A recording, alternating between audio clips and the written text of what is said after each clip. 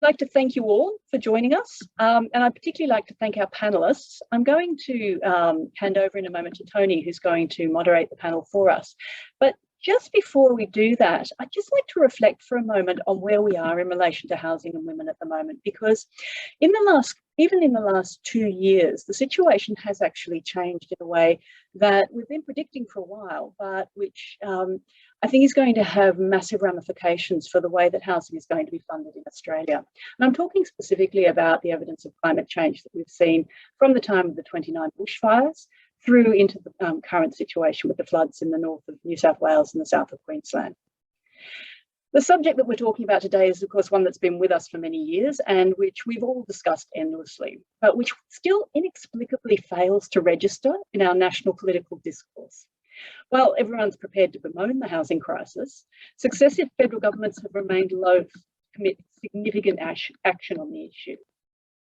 This isn't a state of affairs that we can continue to accept. The intersection between years of housing policy neglect and deep structural gender inequalities in our economic and our social systems mean that women are particularly vulnerable to unaffordable housing markets. We know that women over 45 are the fastest growing cohort of homeless people, due in no small part to gender poverty. And this problem is only going to grow. An estimated 405,000 women over the age of 45 are in danger at the moment of becoming homeless. And this will spiral on into the future because of the climate change factor that I was mentioning earlier. According to HESTA, during the first COVID outbreak, a high proportion of younger women effectively drained their superannuation accounts, which is going to have a knock-on effect to their retirement incomes and to their ability to maintain housing. Women were decreasing their balances during the early part of that COVID crisis by between 60 to 78%. In that environment, the need for federal leadership and focus on affordable housing is going to be critical. And it's our hope in holding this panel that we will contribute to making housing a major feature in both the upcoming federal budget and the subsequent federal election. Our panel today is designed to give us some real world context for those statistics. In an environment where we know that we've lost several thousand houses at least in the floods, and where we have already lost houses through the bushfires in 2019 and 2020, we need to know a little bit more about what the actual human effects of housing crisis are. Our discussion today is going to be led by my colleague, Tony Hassan, who's the project coordinator at the Equality Rights Alliance. Tony has an extensive background in journalism as a public broadcaster, a writer, and as a communications expert. She's also worked in community engagement and development. Most recently, she's been engaging intensively with ERA members and with other social housing experts and social housing providers as well to prepare ERA's response to the Productivity Commission's review of the National Housing and Homelessness Agreement. And I know many of the people who are listening in today will have also been working on those responses. Tony's going to lead our panellists in today's discussion. Over to you, Tony. Thank you so much, Helen. It certainly is inexplicable, and we're hoping to unpack the why as well as the what today. Putting women in housing in the frame for us are two women at very different life stages. Molly George is a board director with Ywca Australia with special interest in housing policy for young women. Ywca Australia is, of course, the one of many women's housing providers, but the only national women's housing provider. Molly's based in Melbourne and is a graduate of the Centre for Social Impact at Swinburne University. Welcome, Molly. And Maggie Shambrook is with the Housing Older Women movement based in Brisbane. The movement includes many women with their own experiences of housing insecurity. The Housing Older Women movement seeks to improve housing options for older Queenslanders. And it's a delight to welcome Maggie this lunchtime as well. And finally, another important voice in today's conversation is Rachel on ViforJ. Rachel is a professor of economics at Curtin University with research on housing in particular, and she's based in Perth. Welcome to you all. Maggie, can I start with you though? Of course, first the urgent flood situation across so much of Eastern Australia. What do you understand to be the immediate impacts of these floods on housing displacement, in particular homelessness in your region of wider Brisbane?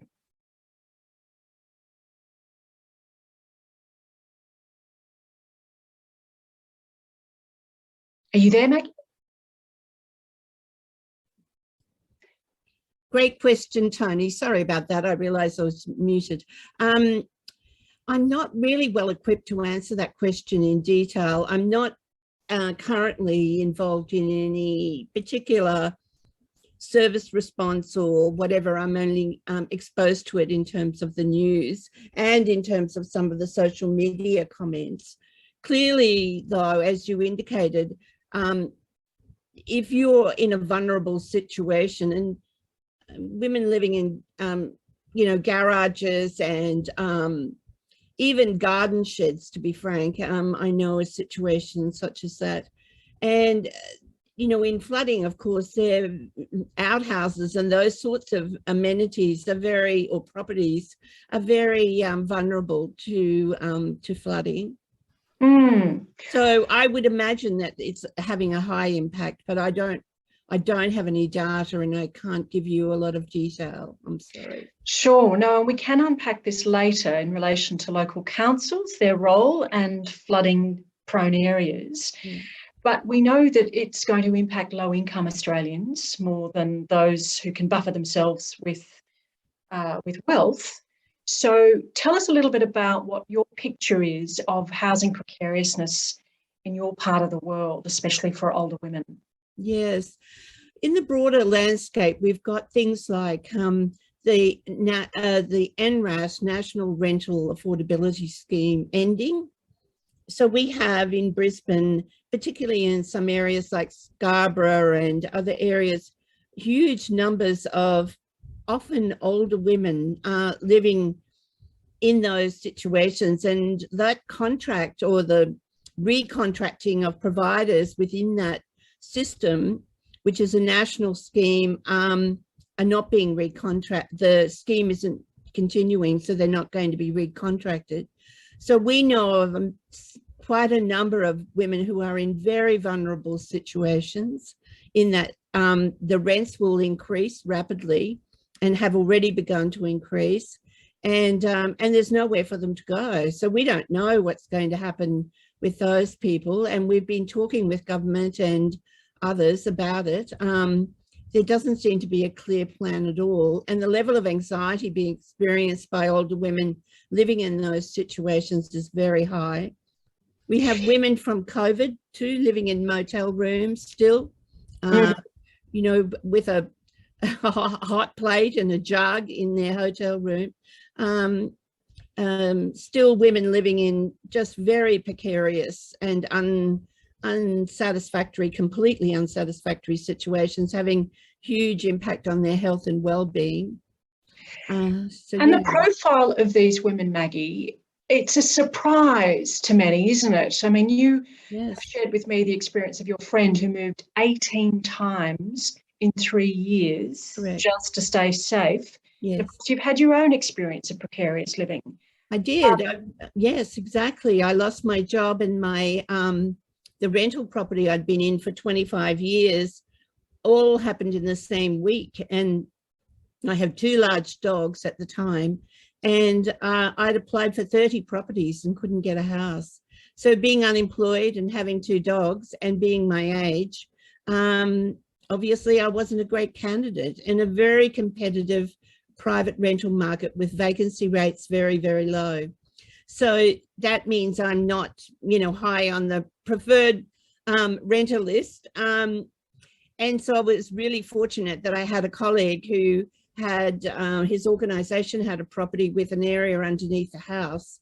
I've been living there ever since. I dare not move out of here because I simply couldn't afford to live on JobSearch. JobSearch, or I think it's called JobKeeper, or no, is it JobKeeper? I don't even know. Job Seeker these days. Seeker the word, yes, the Seeker word. Yes, so Job Seeker is simply totally inadequate to live in private rental.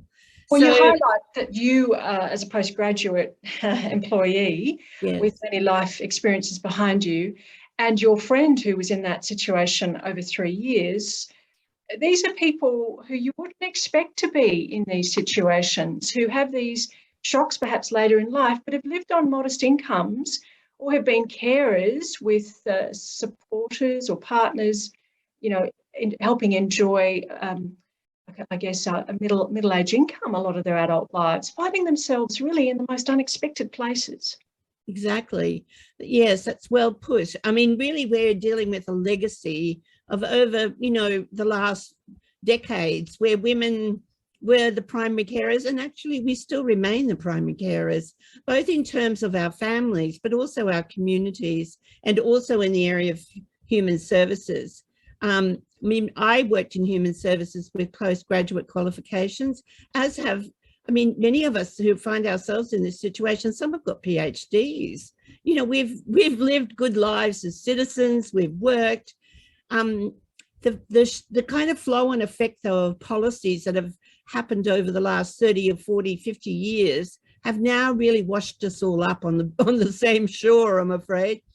I don't think we predicted that it would be in any way as difficult as it now is. I think many of us anticipated that we would be eligible for some kind of social housing or community housing if we reached a certain point, but of course it's just not there in the numbers that it needs to be. Yes, well, you point to a missing middle, Maggie, in terms of housing options in between private ownership and multi-level public housing or social housing. Yes, tenants may have struggled to get into the private market. Can you elaborate on that?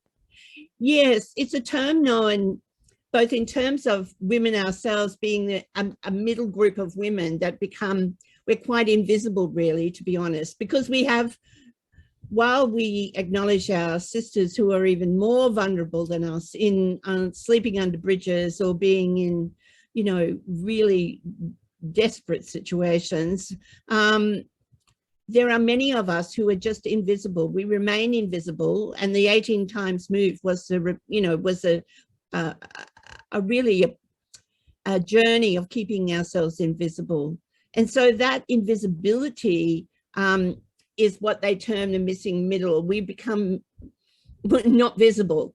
Yes. But in terms of properties, they're I guess the kind of living options that are available to many people, many women around the world. And can I say, this is an international problem as well. It's been occurring in developed countries now for a number of years where older women are displaced. It's really at the core of it is gender inequity, particularly around caring. So we just, when we're in and out of the workforce and so on, we just haven't been able to accumulate the wealth. And if we divorced and became single women, that increased our level of vulnerability quite significantly. We couldn't get loan products and so on either. So the type of dwellings that would suit us and our income, and some of us are interested in living in more, communal kinds of settings where we have less private property that's ours and more sharing of shared amenities and sharing of spaces.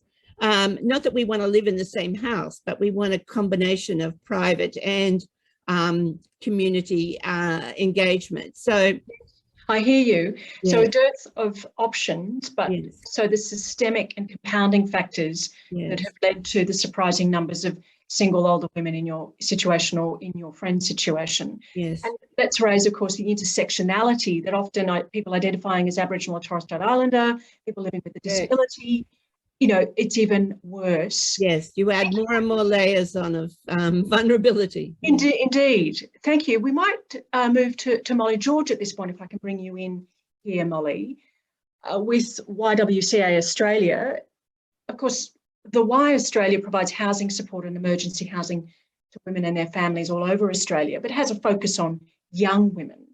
So Molly, representing the Y, can you tell us what it is seeing and hearing among clients about this challenge of housing and homelessness? Yeah, no worries. Thanks, Tony. So what we see is generally an increased sense amongst everyone that we're not actually fully entitled to home ownership, especially when it comes to young people. And that the idea of owning your own home is out of reach for most young people, particularly young women. So, I mean, I guess if you think about, parents' generation 30, 40 years ago, it was really, really common for people of all incomes and ages to have their own homes in their 20s. But obviously today, that's a really, really different story. I think a majority of young people in their 20s, an increasing number in their 30s, aren't buying houses simply because it's just not an option. So what we're expected to do is to commit to mortgages that outweigh any incomes. And I'm from Melbourne, where I've grown up, and houses right now can cost up to 10 times the average income, which used to be about 2 to 3 times that. So we sort of balance having to rely, either if you have those networks, on the support from your parents, whether it's a gift to be able to move into a home that you own, or into a rent in a private market. And as we've just discussed, obviously the private market is one that is a really dubious market right now. Yeah, well, you identified 2 issues. There's the precariousness of those on low income, and that's where the Y comes in providing homelessness services. So can we just focus on that and then get to housing affordability more generally for your cohort, who are waged, who are university graduates, who might rely on the bank of mum and dad? Just how big is the demand for homelessness services as experienced by Y at the moment? Can you place the people who come knocking? Yeah, absolutely. So right now, young people are making up about 21% of the homelessness population. So if we look at the report from the Australia Institute over 2020 and 2021, Institute of Health and Welfare showed about 42.6% of people accessing homelessness services were under the age of 25. So they're often forced out of their homes, unable to secure a home, which is to no fault of their own. And often it's about being unable to get a job that will allow them to afford a suitable place. Well, it's also brokenness at home, isn't it? It's often to do with the prospect of violence at home, or situations that lead them to have to find alternatives fast. Is that the sort of picture of the clientele, or is it broader than that? Yeah, absolutely. So I think that because our main demographic focuses on young women and women generally, we know that the number one reason that women and children leave their homes in Australia is ones that due to domestic violence and family violence. So what we've heard from our members and our clients, and we've seen reflected in a lot of research, is that for lots of young women, particularly around COVID and lockdowns, that's been made worse. So I think that, yeah. Sure. And so what about housing affordability more generally? You pointed to that, people unable to get into the market or relying on inherited wealth to feel able to purchase a home. Have you given up personally, Molly, on the idea of owning your own home? Are you resigned to renting all your life? That's a really tricky question, I think. I'd say yes and no. I mean, I think that I'm in a fortunate position of which I do have that fallback. That being said, I'm what you'd consider somebody to be on a fairly moderate income, and my moderate income still isn't going to be able to secure me enough income to be able to afford a home for at least the next few years. And so what that ends up looking like for me is purchasing with a partner. And as we know, and what you've just spoke about, Maggie, as well, is about rates of divorce. And when that comes into the picture, then that actually looks at insecurity, not just in the immediate, but long-term as well. So I think that there are a lot of factors there.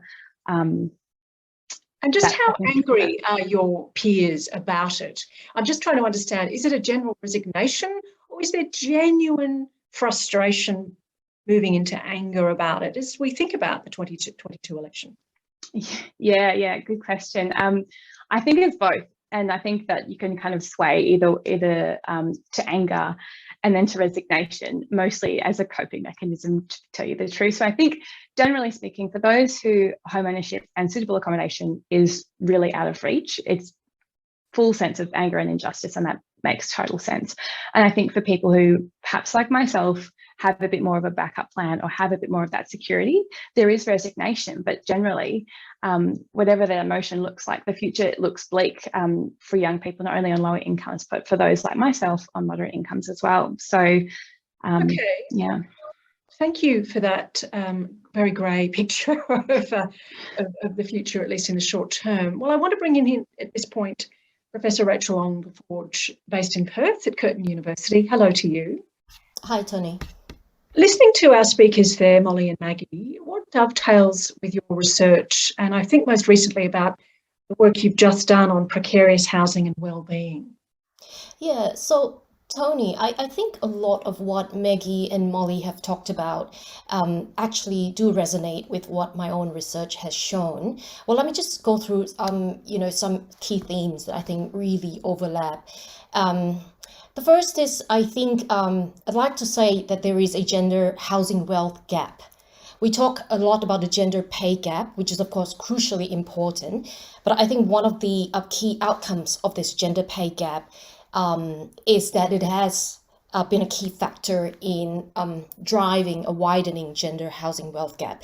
Molly talked about, how in the past it was much more common for young people to be homeowners, but these days it's not that common anymore. And in fact, young women's home purchase opportunities have actually slipped more than men's.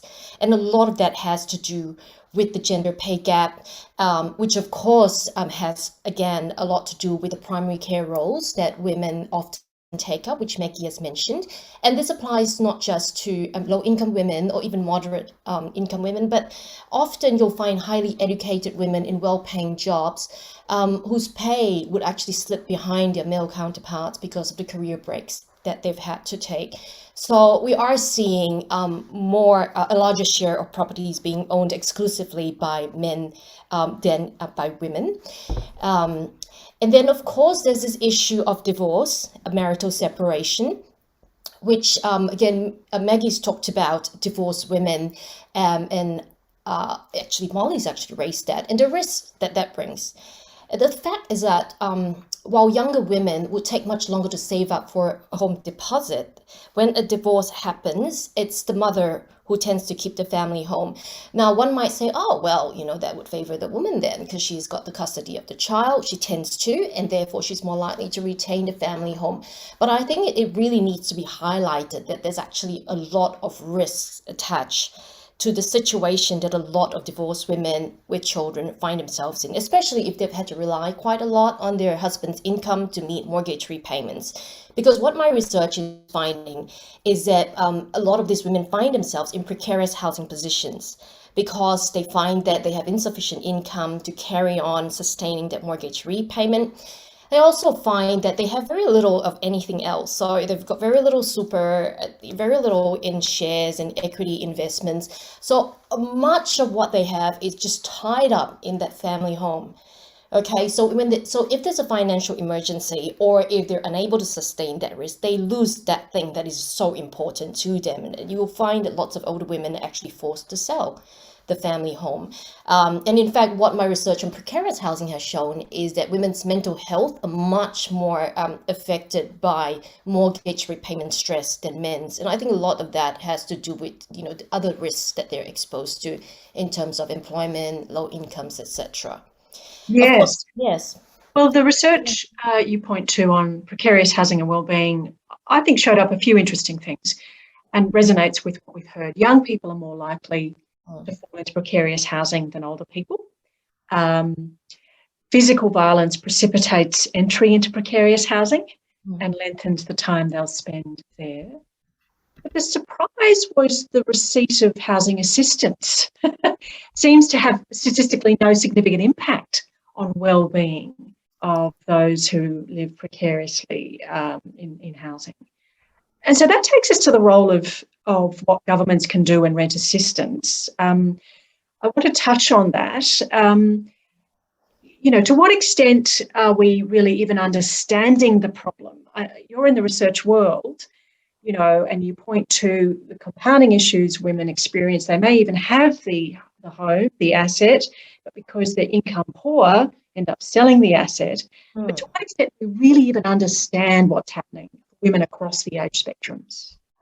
Yeah, so Tony, it was very interesting that when we ran models, we didn't detect any important impacts of housing assistance on well-being. Of course, we came into it into the research expecting, in a way, to see rental housing assistance like Commonwealth rent assistance and public housing at least helping to buffer the adverse impacts of precarious housing on the well-being of people. What we didn't actually find it. We looked at the data, we cut it up in various different ways. I think a lot of that has to do with, I'll just highlight two factors. One is that Commonwealth rent assistance is actually poorly targeted and it is insufficient. There is no doubt that it is insufficient. Rents have, risen dramatically, in the last decades or so. But the rent assistance that low-income private renters receive actually have not caught up with the pace of rent inflation that we've witnessed. And of course, that results in rental stress amongst older people. And my research, and I'm sure other people's research will make it very clear that if you compare low-income single renters who are female versus male, you'll find that the women actually experience much higher rates of rental stress than men. So that's a problem. And with public housing, I think the issue there has a lot to do with the undersupply of public housing relative to the need. So we just don't have enough of it. We have too many people on the wait list just waiting at risk of homelessness or experiencing homelessness while they're waiting to get into public housing. And of course, we know that, public housing the need for public housing tends to be swayed more towards, I think you'll find lots of people with mental health issues, but also single female sole parents. They actually have quite a large need, and also increasingly older women as well who are single. I want to come back to some of that, but can I return to Maggie? Maggie, does this make sense to you? The lack of social and public housing you pointed to already, and that missing middle, but that the Commonwealth Rent Assistance, as it's known, CRA, which is ballooning as a budget commitment at the federal level, is not even hitting the mark. That's a subsidy available to people who are already on other forms of subsidy. You say, Rachel, it's not well targeted, but the criteria for it is broadened, so more people are able to access it, I understand. But Maggie, what is helping? What can you say is helping, and maybe we could grow? Rent assistance for one. Could you comment on that? Definitely. Well, rent assistance at a maximum level is about $70 odd a week. Now, if you're paying over, well, they say rental stress begins at about 30% of your income. So if you're paying more than 30%, and some of the women we know are paying 80% of their income in rent just to stay off the street and to stay with shelter over their heads. I mean, really, and you're getting $70 a week towards that level of rental expense, then it really makes not a lot of difference, really. If your income levels are so low that you're needing every dollar just to keep the roof over your head, let alone, eating and paying for the bills. People I know don't even have electricity on. They just don't have any other expense other than the protection of walls and the ceiling, Yes. That is crazy. It is just, in a country as wealthy as this, it's just incredible, really, when you think about it. And you would not know if that woman walked out on the street, you would not know. I just want to point out, Maggie, that we're not seeing you. Maybe you your video. Okay. That's all right. It'd be great to see your. Yes, there we go. Oh, good. Excellent. How good. Sorry, just the invisibility of women. And can I say, I confirm your research, Rachel, around like a lot of the women, including the woman who moved 18 times, Linda, she owned 5 houses, or was buying 5 houses across her lifetime, 2 of which she owned outright. But of course, she never had enough income to maintain a mortgage. And in fact, it was very difficult to even get a mortgage when you're on a lower income and it's a single household income level that you're applying with, you know.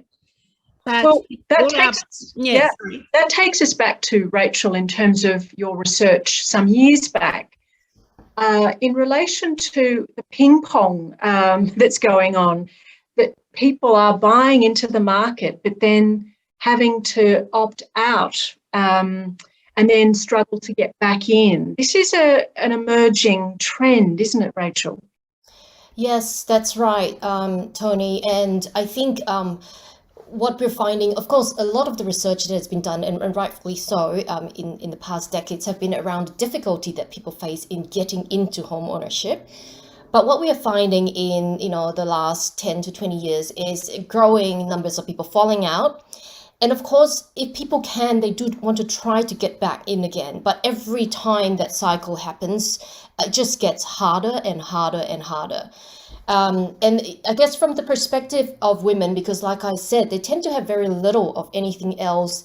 And they tend to also be unable to get a mortgage loan or increase the amount of mortgage debt to stay in the home. They tend to have to be more likely to sell up when they encounter some adverse events.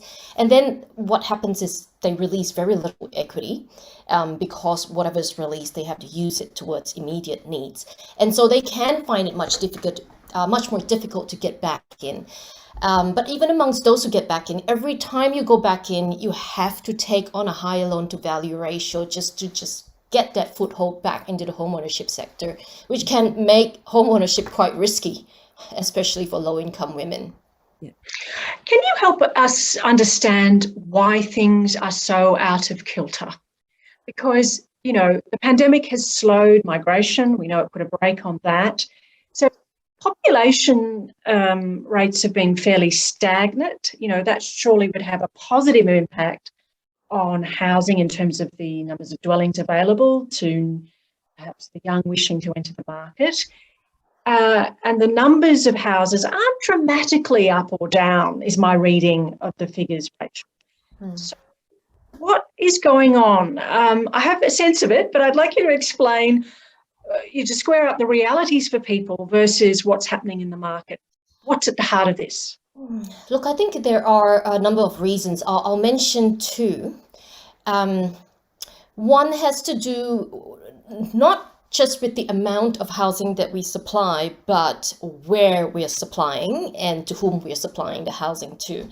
I think we leave the bulk of the supply of new housing to private developers, and any private developer would tell you that they're a profit maximizing agent, and that's what they get into the game for. And so you'll find that if they don't have sufficient financial incentives, they will supply in areas that tend to cater more towards middle to high income groups.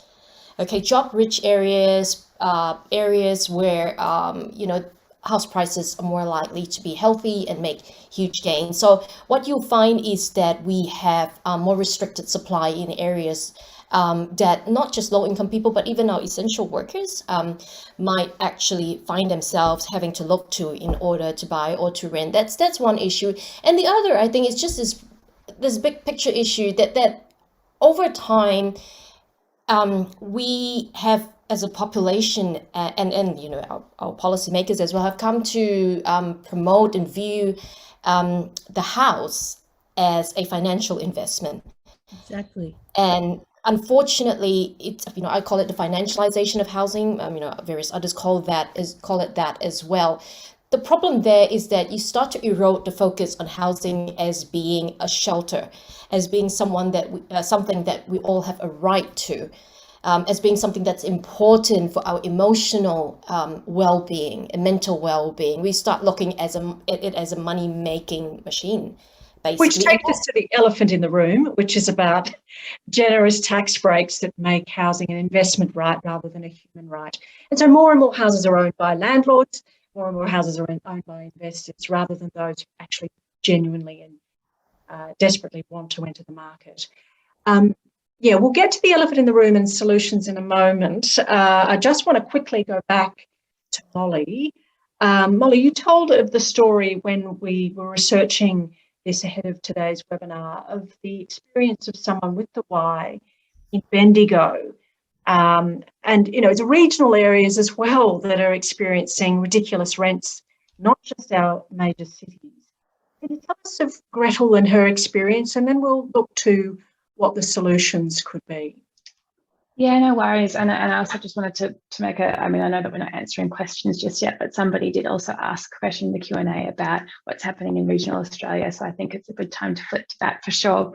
So when I spoke to Gretel, who is 23, she said, as a young woman and a casual worker, it was really hard for me to find somewhere within my budget that would take me. If I hadn't had gotten this place with the YWCA, I'd probably be relying on family for a spare couch or room. So basically, Gretel lives in one of our affordable housing developments that we own, at the Y. Affordable housing rent is based on a local median income, which sits at $348, which only covers smaller dwellings in the cheaper suburbs. So a third of working women earn less than $400 a week in Bendigo, which puts them at serious risk of housing stress and being completely priced out of the market.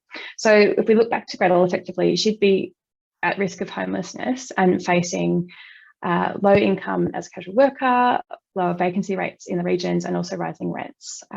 So yeah, that was her story.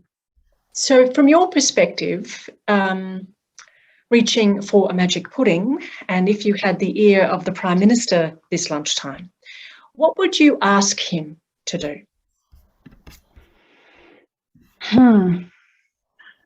Basically, I'd ask him to create stable and secure housing and recognise it as a core human right and basic need. The solutions really, really need to be focused on restoring hopes of young people that can afford, that they can actually afford rent and a house. And it comes to making houses cheaper, rents lower, and increasing young people's wages broadly. Well, look, there's no quick fix. It is complex. Maggie, before I open it up to Rachel, the same question to you.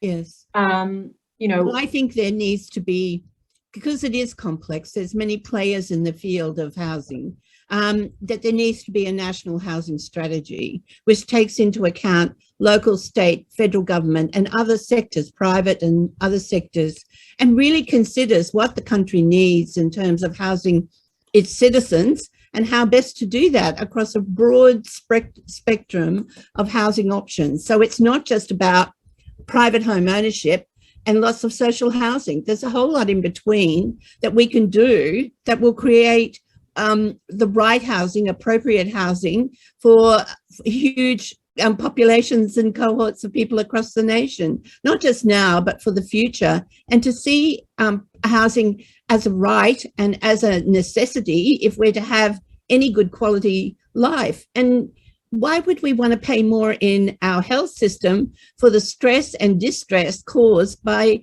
homelessness? It's a terrible trauma, and it actually costs more in the long run. And countries that have made the decision to house their people find that productivity rises, their collective wealth rises, they're a better place to live, and it actually costs less to house people than it does to keep people homeless. So, or in, yes, insecure situations. Well, I'm sensing the temperature among others who are tuning in. Yes, there is palpable frustration because it is a conversation we've been having for some time. Exactly. We hear you, but we just are elevating story this morning as well as wanting to get to perhaps repeated solutions, but off the back of unprecedented floods, the confluence of El Niño and climate change resulting in climate events that have brought this issue to the forefront, cutting across so many other policy areas and hopefully generating the catalyst for a genuine conversation about, as you suggest, Maggie, that national strategy. So in researching this area on behalf of Equality Rights Alliance and our dozens of members, significant organisations with established histories, we came up with a pathway or way forward that looked like, one, a national strategy. We don't have one. under the National Housing and Homelessness Agreement, states are responsible for housing strategies. You know, in their bilateral agreements with the Commonwealth, they get so much money but have to say we have a strategy in place and we'll deliver X dwellings and so on. But the Commonwealth is under no obligation to have a national housing strategy that pulls together all of those other policy areas, including climate and tax. So that's what we call for first and foremost. And with that in place, you may get a national housing and homelessness agreement that's well connected, with targets looking at women and other groups who are vulnerable to homelessness. And we urge the role of local government as governments close to the ground, appreciating the needs of people, to be part of the conversation. The Constitution doesn't even recognise local government, but you know, they obviously play a role in releasing land, and often land in flood-prone areas. So those are some of the recommendations, and of course not to be afraid of the big conversation we have to have about tax. So back to you, Rachel. As you've heard, there's calls for social housing from the Grattan Institute down. You know, the Labor Party certainly pitched in with ideas of a social housing future fund. Could you come in here now just to sort of help us appreciate why people have dropped the ball on this for so long, why the infrastructure hasn't been there for low-income people for so long? Why is it so fraught? Why is political reform so fraught in housing? Well, first of all, I think, Tony, one of the important and likely highly effective measures of housing reform would have to do with tax reform. And tax reform tends to be painful. The fact is that, you know, we have, realistically speaking, you know, I think from a politician's point of view, the majority of the population are still homeowners. So the majority of voters are homeowners, and that is just a blunt fact of it. The problem, of course, is that we are seeing the shift over time, that this drift towards what I would call highly indebted homeownership. You know, more people are homeowners, but they're more likely to be carrying high levels of mortgage debt, precarious homeownership, and of course, growing numbers of renters, young people who are so frustrated, and you know, they're even being coined as generation rent sometimes by some researchers, because of this fact that when they look into the future, you know, they have to resign themselves. You know, it was a question that you posed, Tony, you know, to perhaps lifetime renting.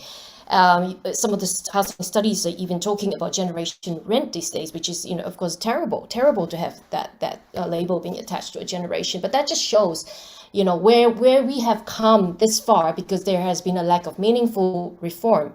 So I think painful tax reform is what is necessary. And unfortunately, very often we just do not have the political will to go down that path. I mean, we have seen what's little attempts here and there, and then even proposals to reform, for instance, negative gearing, but those have never taken off, because obviously you have different groups lobbying against it. So, and there's the issues of votes, and large segments of the population are homeowners, and that's just what it is.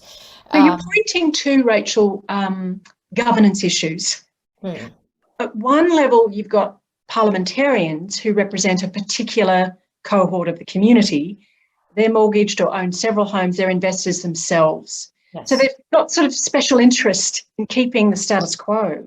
Yeah. And of course, talking about women, while the Senate is an optimistic place at the federal level, we still don't have parliaments representing or looking like the community. So we're yet to see women and diverse women in our parliaments. And then you're talking to deeper governance issues, of course, the role of special interests, the Property Council, which increasingly is part of a conversation with the likes of Q Shelter and ACOS. But there are special interests here, aren't there, as well, that get in the way. So what would it look like? What would sustained political willpower look like? What sort of Commonwealth architecture might you need to have the sort of cross-jurisdictional conversation. Ministers from local, state and federal in the game, having regular meetings. You know, we don't even have a minister responsible for housing in cabinet, for one. So could you talk to what that we need to have, because there's frustration, we're hearing that, the chat is full of it, and the conversation in the media as well, as op-eds just today about this in light of the floods. What you're dreaming about how the Commonwealth architecture would change so that we are all in the same room harvesting the wisdom to move this forward? Yeah, so I think, as I think Maggie has talked about it, and you have as well, Tony, we need a coherent national housing and homelessness strategy. At the moment, it's just, housing does affect so many domains of life, and it's fragmented across different government portfolios and different government tiers as well. So social housing, public housing is a responsibility of the state. Commonwealth rent assistance comes out of the Commonwealth Department of Social Services. When you start talking about first home buyer grants, those sorts of supports, they come under Treasury. And I think this opens up, the door for lots of shifting the responsibilities away. If there's a housing problem, one department says, well, that falls under somebody else's portfolio. And that's a problem. We need a national housing and homelessness strategy where we have some firm and clear objectives that are pointed towards the fact that we need housing, we need to view housing as a human right. Some clear objectives that fall under that umbrella, looking at it as shelter, aiming to achieve that. And then all policies flow from that national housing strategy. All initiatives and programs flow from that. I mean, to be honest, some of these first home buyer stimulus programs that we have, global financial crisis, COVID, they've used boosts to the first homeowner grants. And of course, some people have been helped into it for sure, but it's been kind of used as a fiscal stimulus tool to get the economy back going, rather than those sorts of programs actually having firm housing objectives. Because there's lots of issues there, because you push up house prices with these sorts of grants, especially if they're poorly targeted. So again, a national strategy where the objective is housing, safe and secure housing. Yes, and beyond the 3-4 year political terms that see these short-term fixes that appeal to particular constituents. In today's newspaper, I did read of a recommendation that developers pay a small social and affordable housing contribution to add to the coffers for affordable housing. Can you talk to how we do this genuinely national, how we address the gap in social and affordable housing? Well, I think, I think we need a bigger supply of social housing. So I think when we start looking at the financial incentives and government spending and how the federal government allocates its budget, I think more will need to go towards social housing. And I think, as I mentioned before, private developers are by nature profit maximizing agents. So you really need to look at it's that's just what it is. But could we incentivize them, or should there be mandatory rules around contributing to an affordable or social housing fund? I mean, well, I think I'm going to be realistic here and say that they need financial compensation. So I've done a bit of research, for instance, looking at secure lease arrangements in the private rental market. Okay, so the idea there is, look, it takes time to build new public housing. So is there any way in which we can incentivize landlords to offer longer term leases in the private rental market? So I think that's and how much of compensation you would need to give towards the private landlords in order for them to do that. So I think there are innovative ways in which government can come up with offering more secure housing arrangements, even in the private rental sector. But you do need the cooperation of the private landlords, of the institutional investors, and you can do that through policy levers that may not necessarily have to land up being mandatory arrangements. So for instance, the way that land tax is currently levied by state governments on investment properties is such that the more properties that you own, the higher the thresholds. Those can be reformed in order to actually incentivize greater provision of rental housing by landlords, for instance. Okay.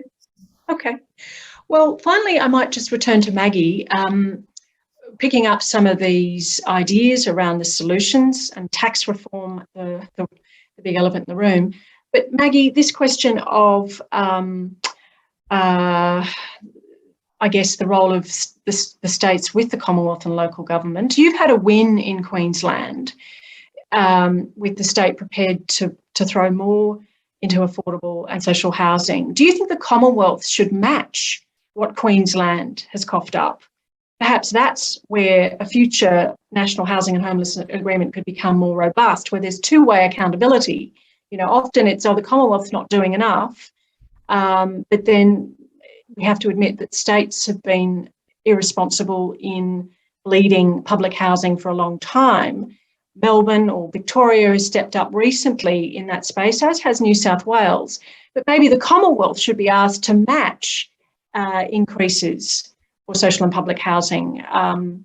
Might that be the way forward? And also this question of local councils and their role. How much anger is there in your city of Brisbane about releasing land in flood-prone areas, and the role of local government going forward in a national conversation? Might be mute. Are you still there, Maggie? There's so many layers to all of this, and there's no one solution. All of those ideas and the ones that Rachel's outlined and Molly are all really important. So how do you bring it all together so that you actually get measurable outcomes for, and I think it's to do with citizens rising up and saying, we no longer will tolerate this. And every single person who's joining us today needs to call their local member and say, we no longer will tolerate this. And my vote will turn on the basis of who comes up with the best policy to address housing and homelessness issues in this country. And if those policies reflect real change, then I'm going to vote for that particular candidate. So I really urge people to, if we live in a true democracy, the only way some of these changes come about is the voice of people saying, that's enough, we've had enough, this needs to be sorted. And we can sort it, and there are lots of solutions. The federal government will currently say that it gives billions of dollars to NIFIC.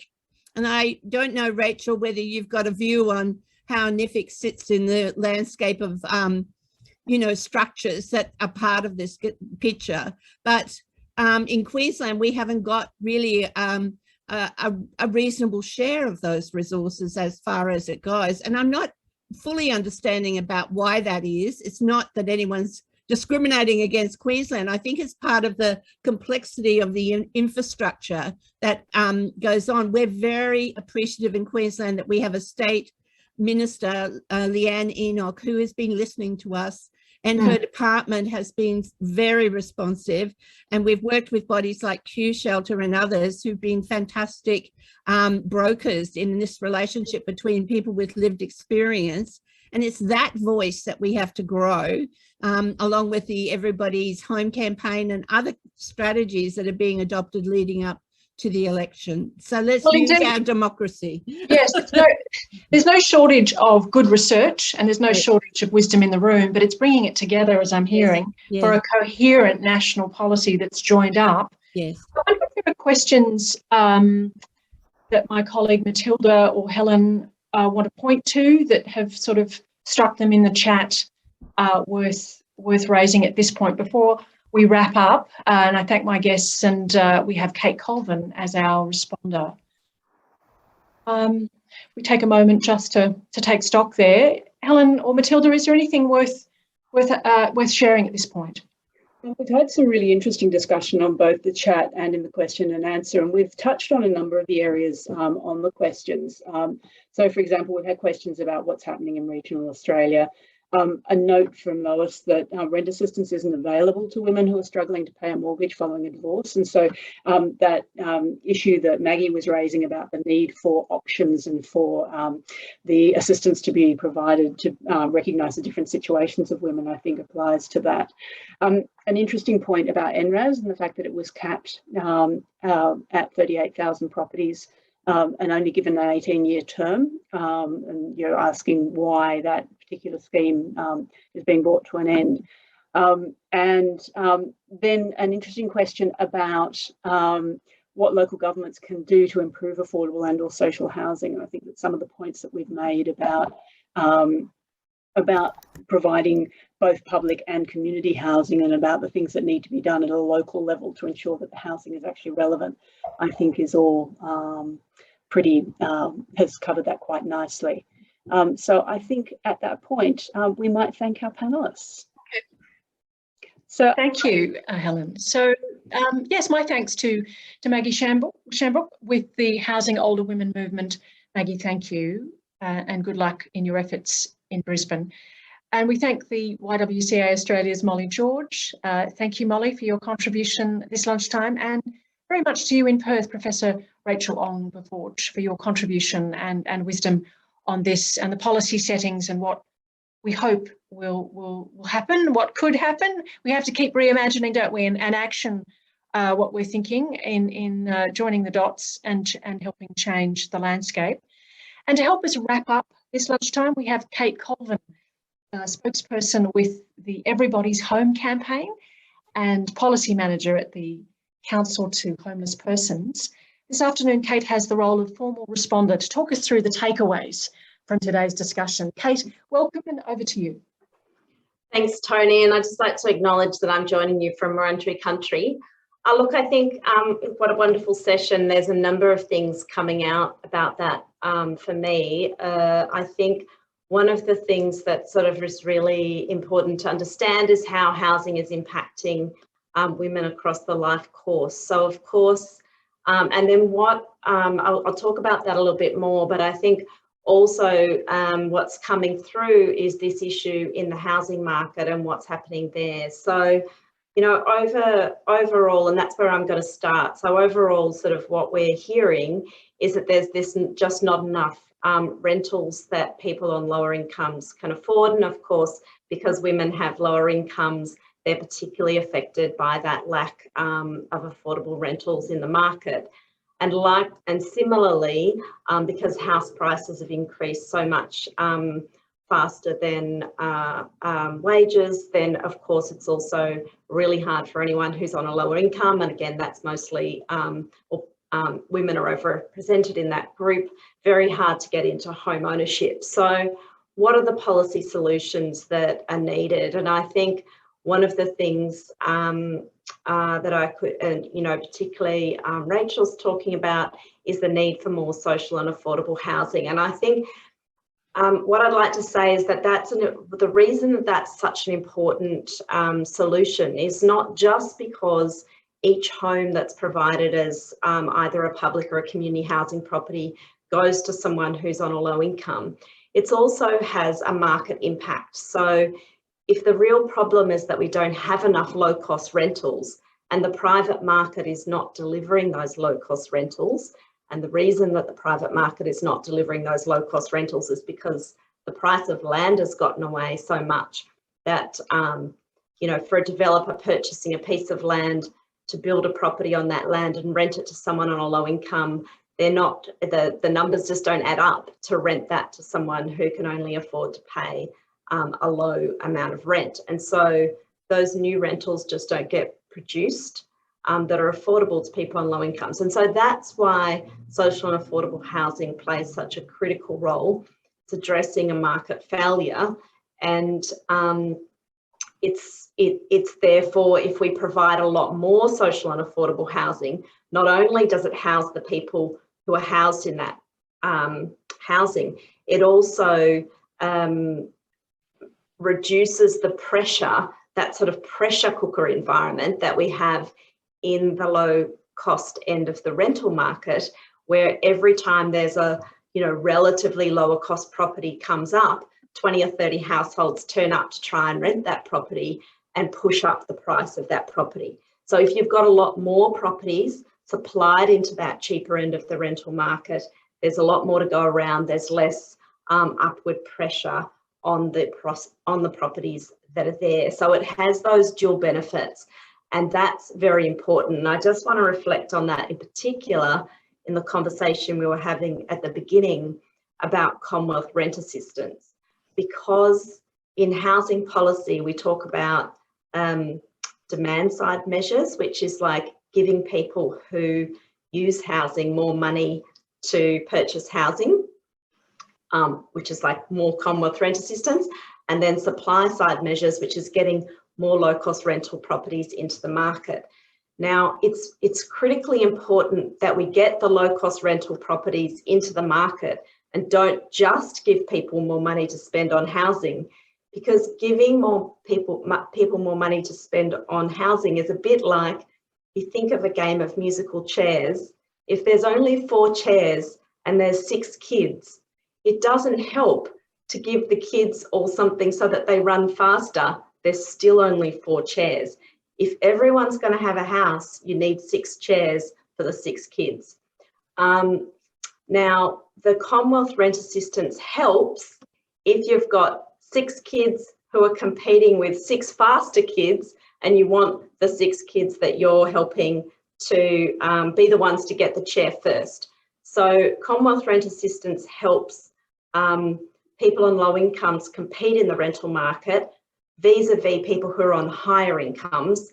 It doesn't solve the fundamental problem.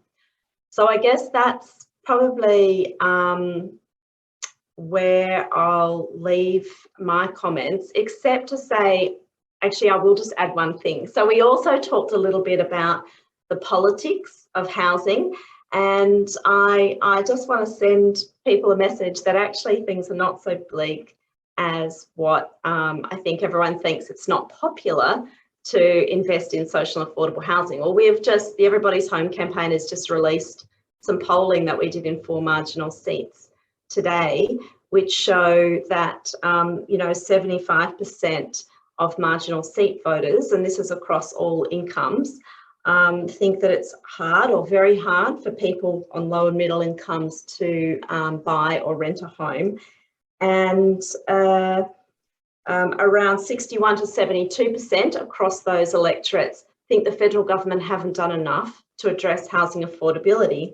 And when asked which housing solution they think is most important to address housing affordability, they consistently ranked investment in social and affordable housing the highest, and put first home buyer grants the lowest. And then when asked how effective they thought first home buyer grants are to address the issues around housing affordability for people trying to get into the market, more than 50% said it was highly ineffective or moderately ineffective as a measure. So I think what I'm seeing is that voters are wiser than we realise. They understand that there needs to be more rentals that people can afford. If people on low and middle incomes in their community are going to be able to find a place to rent, and they're sick of seeing government just put money into ineffective solutions. And so I think I really loved what Maggie said about people getting out there and talking to their local member and encouraging them. You can draw their attention to the polling that we just did. I'm sure they'll find that very interesting. And lastly, I think, I couldn't finish without saying, join with us, because the Everybody's Home campaign was created for these very reasons, that government policy continues on.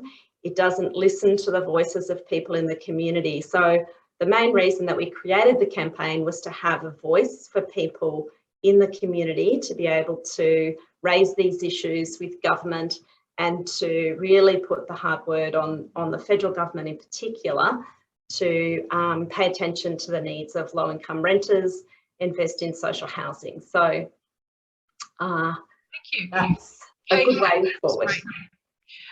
Look, good to end on a positive note regarding that research, that there is wisdom and there may be a shift across the Australian voting community. So that's very encouraging. And I will not play musical chairs the same way. That was a great explanation. The next time I have a kids' party and musical chairs, I will certainly be thinking housing.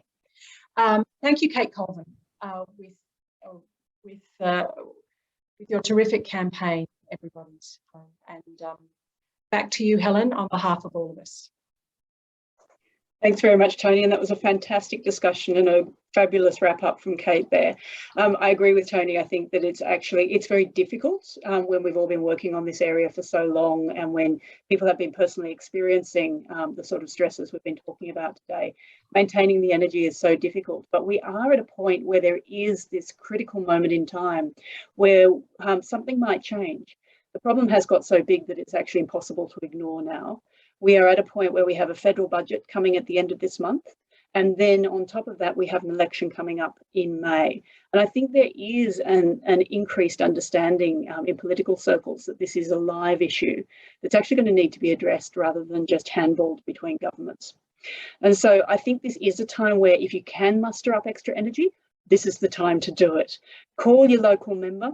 Call the candidates who have been announced for your particular electorate or the Senate candidates for your state or territory, and tell them that this is an issue that you will vote on. See what you can do by way of getting other people to do the same, because this really does need to be a grassroots level push.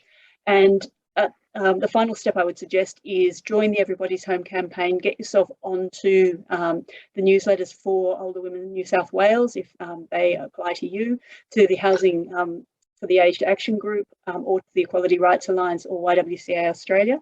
Keep up to date on what's happening in relation to housing advocacy. I've popped a link to ERA's pre-budget statement, which has our asks about a national housing strategy and a national investment vehicle for community and social housing across Australia. So have a look at what's being asked for, and then take those asks out to those candidates. Take them to your current sitting member and ask them what they're going to do about it.